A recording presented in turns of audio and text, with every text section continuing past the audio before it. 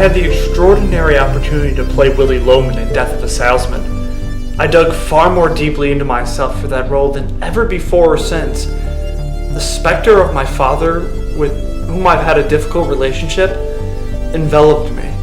Cold fears wrapped around me. I brought myself face to face with selves I had long suppressed. Sounds awful, and yet it is, without question, the best acting I have ever done, and remains the most profound and fulfilling experience I have had.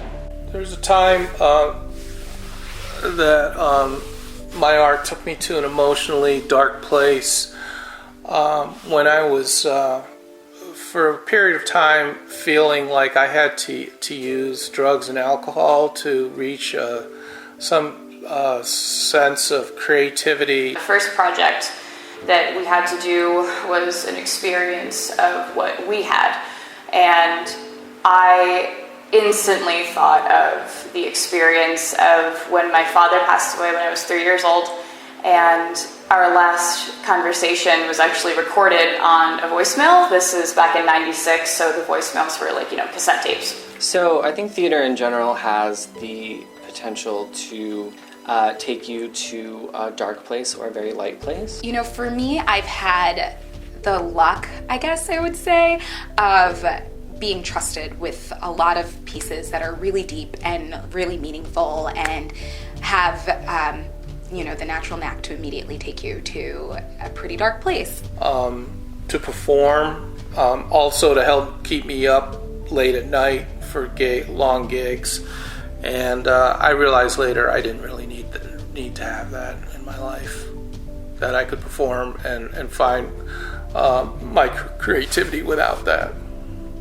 It's an interesting experience for me because I really need to focus on separating what's me and what's the character, and not take it anywhere else into my life. In terms of method acting, in terms of, that sort of practice, people can let that bleed into other parts of their lives. I think it has the potential to be really dangerous. So it's always wonderful to push yourself and to find yourself in that dark place as an actor, but maintaining your own sense of identity is just as important, I think, as fully exploring darkness. I go there so often for my art that oftentimes it does become a big part of something I take away with me. And you could do all of the exercises that you can to try and mediate like coming away from it and still being yourself. And in a perfect world, you would be a perfect person who is able to perform something that is totally devastating and leave for the night and have a drink with your friends and be Angelique again. But I don't live in a perfect world, and I'm not a perfect person. So there have definitely been times where I've gone completely where the character lives and kind of had to pull myself out of it. So I used that recording as the audio for my project and took a photo, made it an installation, and the last words that I said to my father were, "Are you going to get green apples?" So I laid out a bunch of green apples all over the floor, and the strongest part about the piece was the audio. And I remember in that moment, realizing that it's such importance in practicing self-care and making sure that you make those distinctions between the character and yourself, because even though it's easy for me to go to those places because of things that I've been through in my life, it's not necessarily a good idea to always tap into all of that. So that was something that was really hard for me to bring to a classroom and be really open about. I kind of had to separate my emotions from my project so that I could do it, and to this day I think it's one of the strongest pieces I've ever made.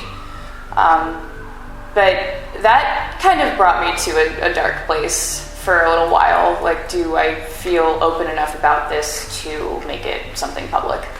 The idea of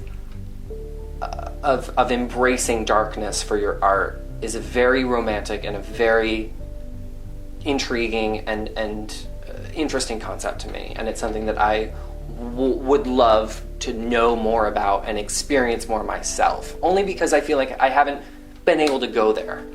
My art doesn't take me there. I do. My practice tends to be more therapeutic in that even when I'm conceptually dwelling on something deep or painful, My work relays it in a beautiful way.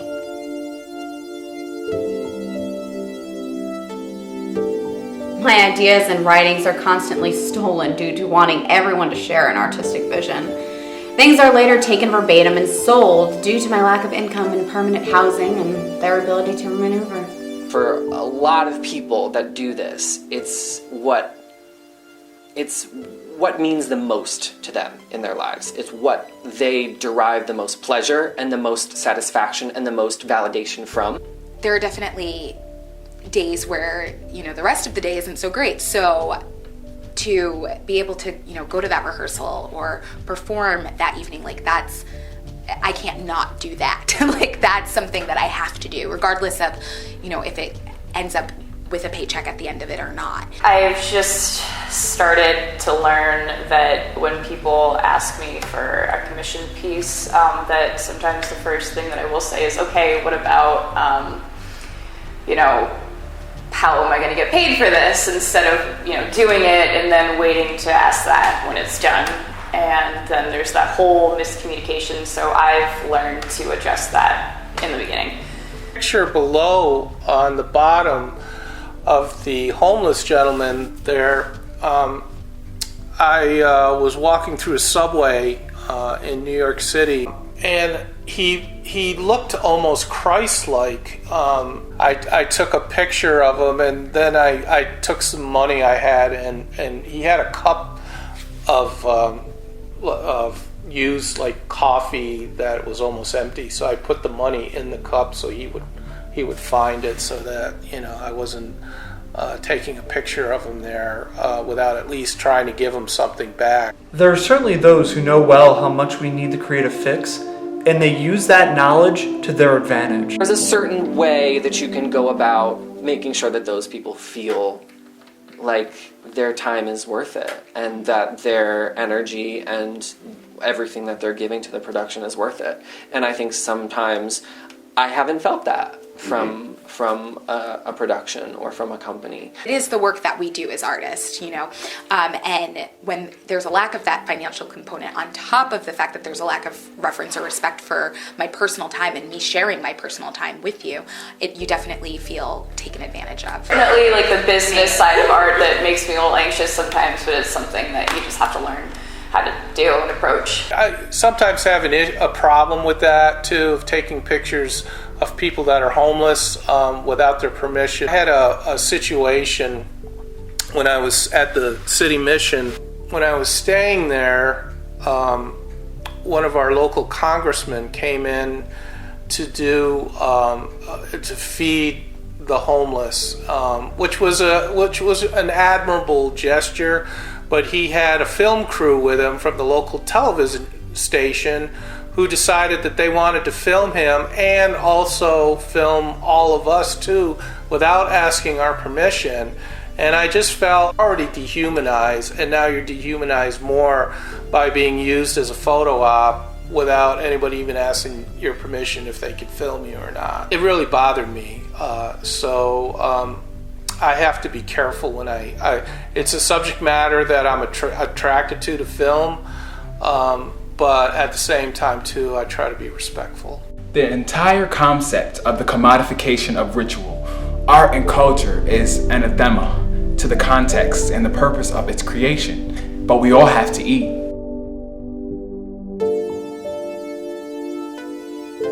Well, I've been in art school now for 6 years, and I'm still working on my bachelor's.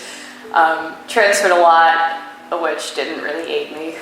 And I keep seeing my peers or the people who I started art school with graduating, and they're on their masters now, and I do want to get my MFA, so it's another 3 years. So sometimes I do get kind of jealous about that, but I don't know, it's not a race.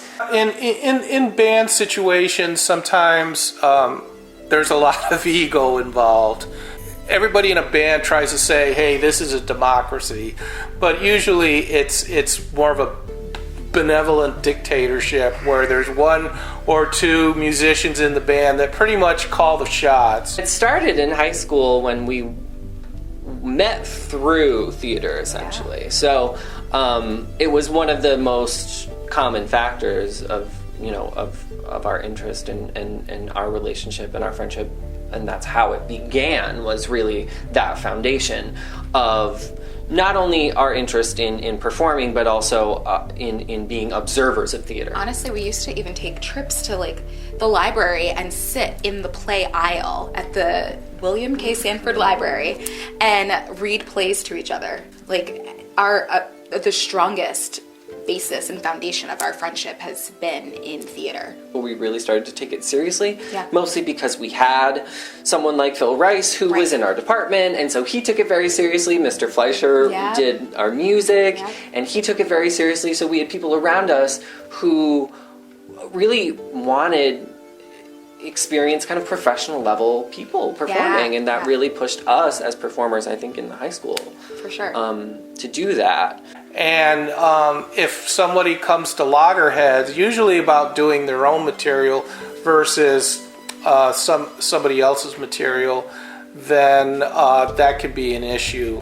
So I've been in situations in bands where people have pulled the plug because they didn't want to work with other people. I don't know.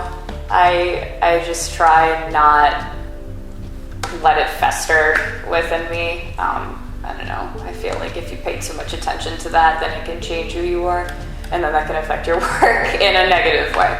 Or it could be an entire project or series on its own, you know? I mean, I think the funniest thing about the whole show for me was that we've been best friends for like a zillion years. This is like my brother. And we have to kiss each other at the end of every single show. And, you know, it's like, it's just this weird, like, funny thing that you're just like, oh my God, I'm kissing my brother every night. This is where we have to go. This is where we have to go.